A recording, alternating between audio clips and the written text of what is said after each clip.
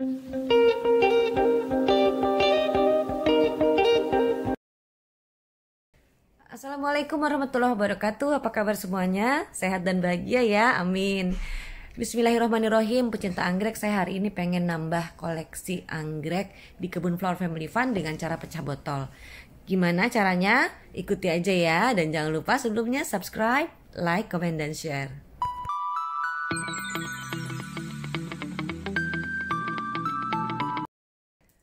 Oke, di depan kita sudah banyak sekali peralatan nih ya, dan ini semua saya sebut perabotan pecah botol. Kenapa saya sebut perabotan pecah botol? Karena saya akan mengeluarkan baby anggrek, seedling anggrek yang di dalam botol ini dengan cara memecahkan botolnya. Mohon maaf saya lupa ID-nya seperti biasa, saya pelupa banget ya.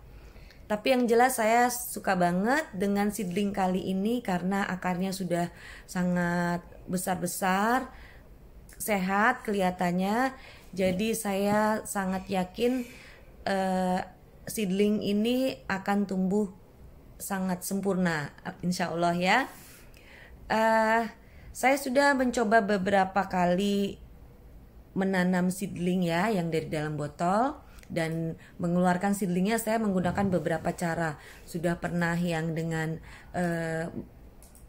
mengaitnya menggunakan kawat panjang, dan juga saya sudah pernah melakukan pecah botol. Dan pecah botol adalah cara yang paling saya sukai karena relatif mudah dan memperkecil resiko kegagalan ya, memperkecil resiko anggrek-anggrek itu kehilangan akarnya.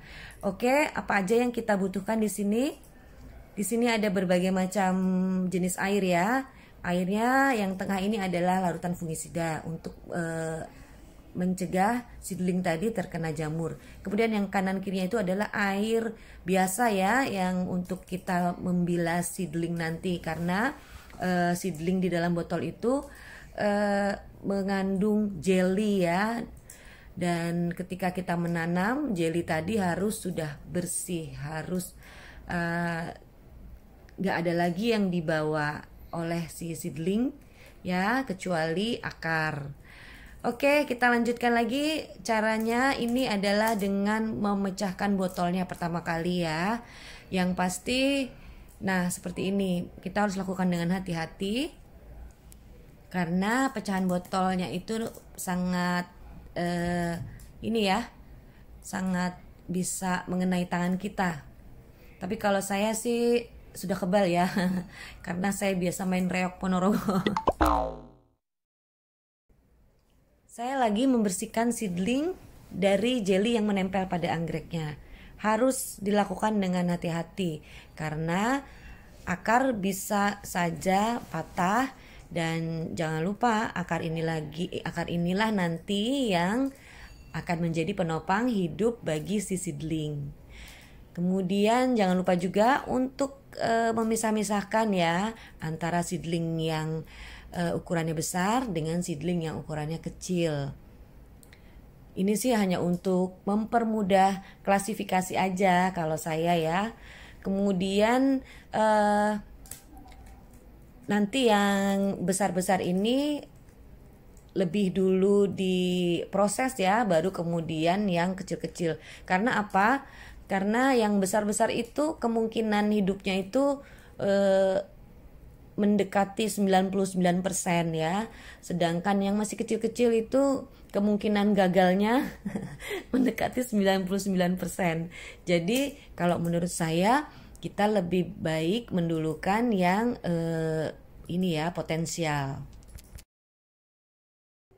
Dan tips dari saya, jika ingin membeli anggrek botolan, beli yang sudah besar seperti ini ya, sudah lebih matang usianya ketimbang yang masih sangat muda, karena resiko kegagalan itu menjadi sangat besar ya kalau masih sangat muda. Apalagi yang terbaik menurut saya adalah beli anggrek botolan yang sudah sundul botol gitu ya. Nanti si mamang-mamangnya sudah pada paham kalau kita ingin mencari anggrek botolan yang sundul botol. Kemudian ini kita rendam di dalam air biasa sampai akar-akarnya benar-benar bersih. Baru kemudian nanti kita rendam di larutan fungisida. Untuk di dalam fungisida juga nggak usah terlalu lama ya, sekitar 5 menit baru kita angkat kembali. Dan nggak perlu juga dari larutan fungisida kita bilas ya, karena waktu itu ada yang bertanya setelah dimasukkan ke dalam larutan fungisida apakah perlu dibilas, karena justru larutan fungisidanya itulah yang kita butuhkan untuk menghindari anggrek kita terkena jamur.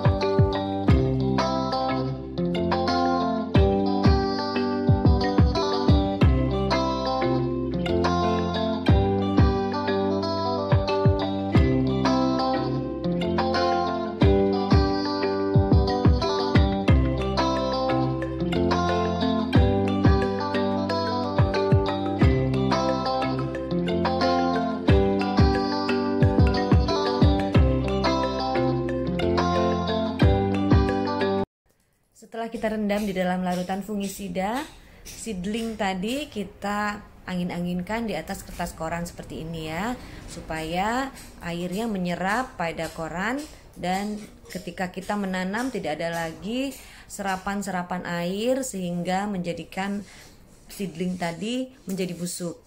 Dan ini sekarang saya lagi mempersiapkan pot yang berisi media tanamnya.